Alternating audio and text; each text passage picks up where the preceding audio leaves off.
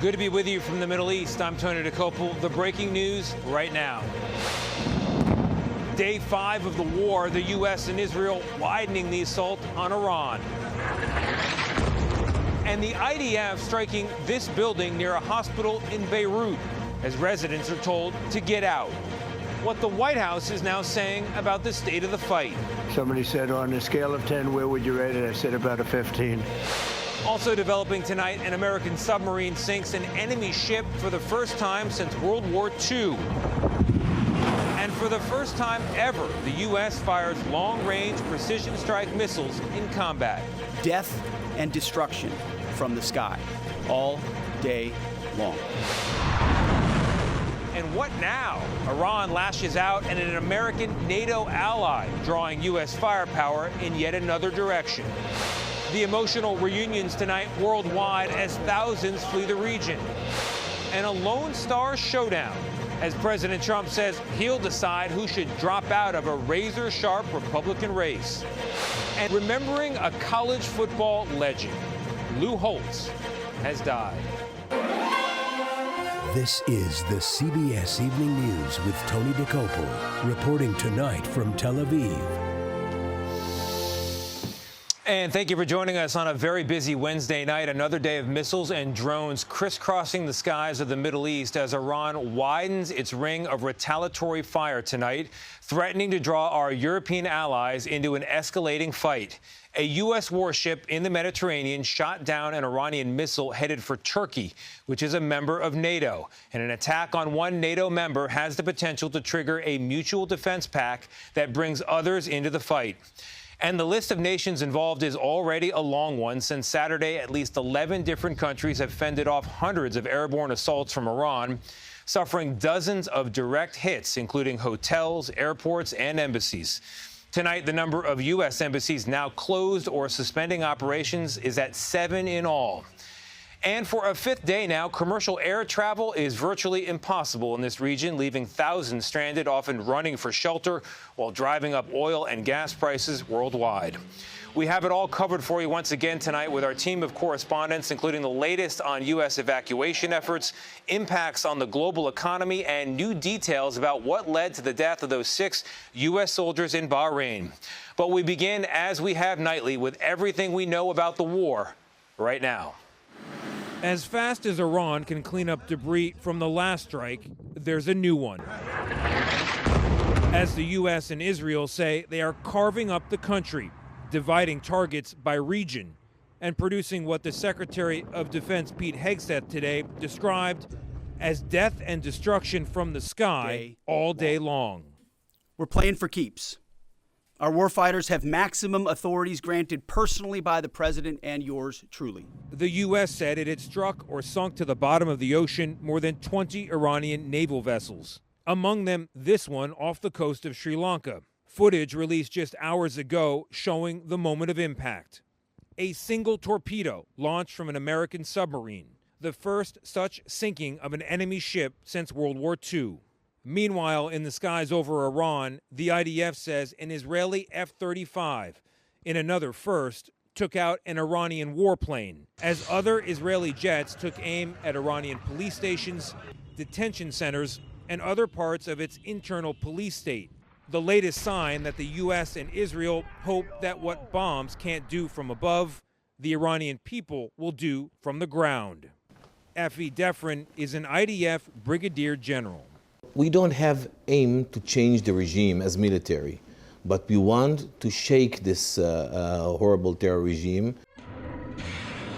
The strikes on Iran were so intense that state television announced it would postpone funeral ceremonies for the supreme leader. And Israel warned that a successor with the same ideology as the Ayatollah would also be a, quote, unequivocal target for elimination.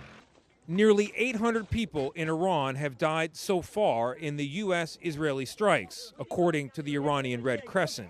But Iran's leaders pledged to continue fighting, launching fresh strikes on Saudi Arabia, the United Arab Emirates, Kuwait, and Qatar, including the largest U.S. base in the region there. Iran and its allies in Lebanon deployed a coordinated barrage at Israel today, triggering sirens throughout the country. Israel, for its part, deepened its counter-assault on Hezbollah in Lebanon, telling residents part of the country to leave immediately. And with Americans trapped in the region, the U.S. government announced plans to evacuate U.S. nationals from multiple countries. We should not be at this war. I believe it's wrong. In Washington, Democrats and some Republicans denounced what they fear will be another costly American operation in the Middle East. How do you avoid this becoming a grinding, long-term death trap for both Israel and America? Well, again, let me start by explaining that, Iran is posing a threat not only for Israel, the region, it's also the entire world. But the reason I ask this question in this way is because from an American perspective, we look at wars in the Middle East and we think of Iraq and Afghanistan. It becomes a quagmire, a swamp where people go, die, and nothing changes. How do you avoid that here? I totally understand you. Iran is producing missiles. They already hit Cyprus. They have American blood on their hands. They are a problem of the world. Another big part of this story tonight, the struggle to get American citizens out of the war zone. Thousands have made it out since the weekend, but many others are still struck. So let's bring in Chief Correspondent Matt Gutman. What's going on here, Matt? So there are about 1 million American citizens across the Middle East right now, many of them finding zero way out. Now, not everybody is trying to leave, but those who are, it has become clear, are not getting much help from their government. As the U.S. and Israel conduct their war against Iran, the Trump administration finds itself tonight waging another battle, facing criticism over Americans stranded in the conflict zone. The State Department has been very clear to the American people traveling within this region not to travel to these regions. The State Department says it has helped 6,500 U.S. citizens leave. Another 10,000 got out on their own. And charter flights are being organized, but it's unclear if any have arrived yet. The Netherlands, Spain, and Bulgaria have mustered repatriation flights. Among those stuck in Israel, Todd and Lisa Eggleston from Las Vegas, arriving 2 days before the war broke out. All of a sudden, this loud siren goes off on my phone. It's just scared us to death, and I looked down on it, and it's like, you need to seek shelter. They've had little sleep, running in and out of bomb shelters every night. Been actually sleeping in your clothes every night. Yeah, I mean, not our shoes, though, just our clothes, yeah. Like many in the region, the Egglestons sought help from the U.S. government, but automated messages told them they were essentially on their own. You sit on hold, lets you sit on hold for about 10 minutes, and then it hangs up. Tonight, the White House is insisting it's solved the problem. Well, the line was updated, and I expect every single person in this room to report on that accurately. We called that helpline over a dozen times. And it hung up. So that's the second time in a row. This happens virtually every time you call. It goes to that automated message and then disconnects. And while the Egglestons are being patient, they just want to get home. We know that they've gotten some people out of some other countries, and we understand all that. I just don't want to be here for 3 weeks, and we will seek other means to get out if it gets to that point. So the Egglestons were able to rebook a flight on Delta, but for March 24th. And now with the administration saying that this war could last 8 weeks, Tony, you can be sure that those flights will also be canceled, meaning that tourists across the region will be forced to eat all these additional costs of these prolonged stays. Those bills get big very fast. Matt, thank you very much. We have new reporting tonight about the attack in Kuwait that killed 6 U.S. soldiers. They were from the 103rd Sustainment Command based in Des Moines, Iowa. Let's bring in our senior national security correspondent, Charlie Daggett. Charlie, good evening. Good evening, Tony. Matt. Sources tell CBS News that Iranian intelligence had scouted the facility where the drone attack took place and determined it was a soft target. These satellite images confirmed by CBS News show the facility in Kuwait where the soldiers were working before and after the Iranian drone impacted. 4 of the 6 Iowa Army reservists killed in Sunday's strike have been identified, including Sergeant Declan J. Cody from Iowa, the youngest of those named at just 20 years old, a college sophomore. The reality of war being felt by Cody's family. He was so amazing and kind. His sister, Kira, paying tribute to a brother coming up on his 21st birthday. I still don't fully think it's real. I didn't think it was real when they told us. Defense Secretary Hegseth said the facility in Kuwait was fortified. It happened to hit a tactical operations center that was fortified, But sources tell CBS News the facility was a triple-wide trailer made into an office space, had no protection against projectiles coming from above, and lacked the defenses to intercept incoming drones.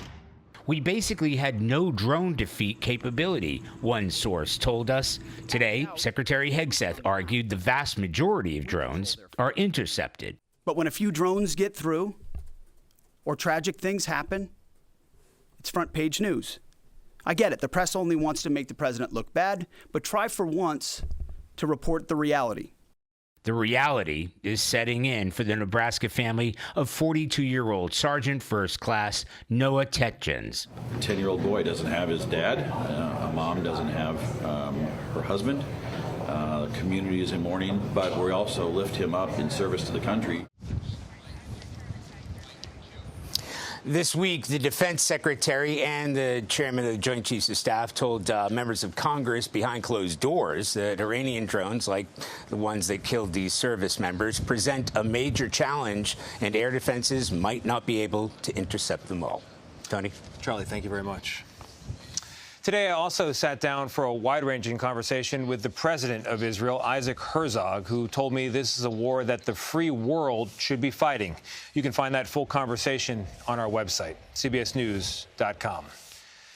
In another important development today, the U.S. military is escalating its crackdown on drug trafficking in South America. 2 months after the invasion of Venezuela, officials say the U.S. now has troops on the ground in Ecuador taking part in joint operations against narco-terrorist groups. In a series of raids yesterday, Ecuador targeted a group that officials say was trafficking drugs to Europe. Now to the first results of 2026. In Texas, two powerful Republicans vying for a U.S. Senate seat were forced into a runoff. The winner will face Democrat James Tallarico, who defeated Congresswoman Jasmine Crockett. For more, here's senior White House political correspondent Ed O'Keefe. Ed, good evening. Tony, Democrats believe that their candidate could be the one to finally help them win a statewide race here for the first time since the 1990s. The 36-year-old Tallarico from here in the Austin area won his race by casting himself as a Christian progressive, and record-setting turnout helped him thanks to a coalition of traditional Democratic voters, Latinos, new primary voters, and Republicans switching sides. Among the Republicans, Senator John Cornyn now faces a late May runoff against more conservative, MAGA-friendly State Attorney General Ken Paxton, who has faced years of investigations and impeachment attempts. President Trump didn't weigh in during the first round of the primary. Today, he said he will soon endorse his preference and that the candidate he doesn't choose should drop out in the name of party unity. Tony? All right, Ed, thank you very much. We're going to turn now to weather back home. Millions on alert for severe storms from Texas up to the Ohio River Valley, plus some new high temps about to hit the southeast. CBS meteorologist Rob Marciano has the latest. Rob, good evening. Hey, good evening, Tony. I think we'll see dozens of warm temperature records broken across the east as we head towards the end of the week. But tonight, we're seeing those severe thunderstorms and flash floods light up the radar. Let's take a look at it. Severe thunderstorm watches now extend from Dallas, Texas, all the way through Arkansas, across the heartland, and into the Ohio River Valley.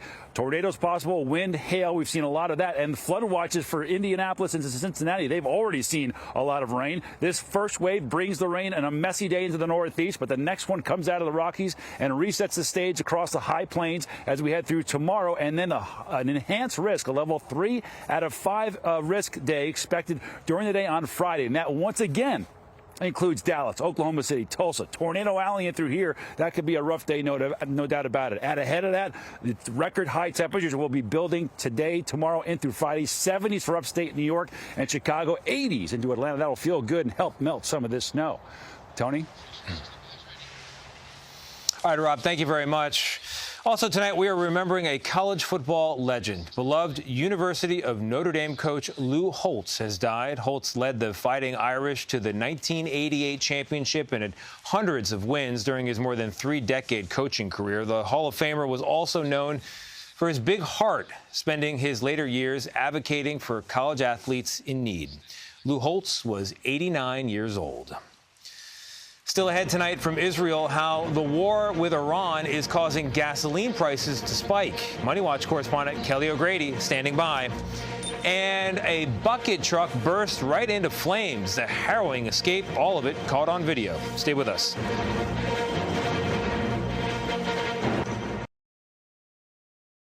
What's happening here in the Middle East is having a worldwide impact. The price of gasoline has jumped up since the start of the war last weekend. For more on that, let's bring in Money Watch correspondent and CBS Saturday Morning co-anchor Kelly O'Grady. Tony, U.S. consumers are already feeling the impact of the conflict with Iran. In just 1 week, the national average for a gallon of regular is up about 22 cents. And yesterday saw the biggest single-day increase since March 2022. Now, that spike 4 years ago came right after Russia invaded Ukraine. The resulting surge in oil prices helped push gas to a record $5.01. Now, the U.S. is less reliant on foreign oil than we were in 2022, but analysts still warn crude could top $100 a barrel, depending on how long this lasts. Now, a big pressure point, the Strait of Hormuz. About 20% of the world's oil and gas moves through that choke point. And those arrows you see, those are ships. And since the conflict began, traffic has ground to a halt as the route turns more dangerous. Now, to help ease fears of attacks on oil tankers, the Trump administration is offering naval escorts and insurance for shippers. Oil markets calmed on that news, while the details of how that will work are hammered out. But another risk, Iranian attacks on energy infrastructure across the region. Production is paused in some places, and that doesn't come back overnight. Tony? Kelly, thank you very much. Coming up next on the CBS Evening News, the high-speed crash caught on camera. What prompted the driver behind that pickup to start recording?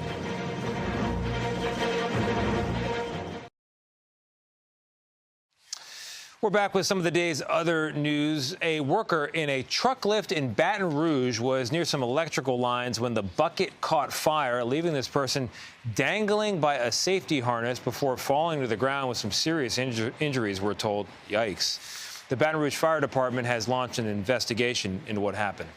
And take a look at this video out of Florida. This is a Saturday in Melbourne, Florida. A driver started recording when he noticed that green pickup truck there on the right speed right by, then crashed into a white car before rolling over into traffic. Oof. No word on injuries tonight. Wow. Still ahead from Israel, life during wartime. Despite missiles and drones, holidays and family celebrations do go on.